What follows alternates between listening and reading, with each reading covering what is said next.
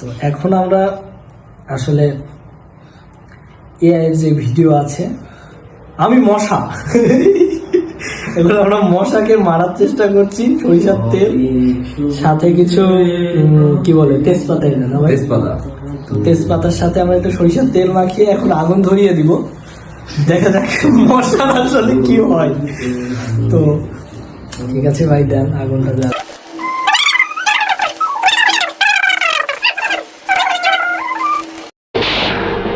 আজ প্রথমবার কইছস তাই মাফ করে দিলাম, কিন্তু দ্বিতীয়বার যেদিন কবি সেই দিন তোর কলজাটারে তাই না বাইর করে আমি ওজন করুম।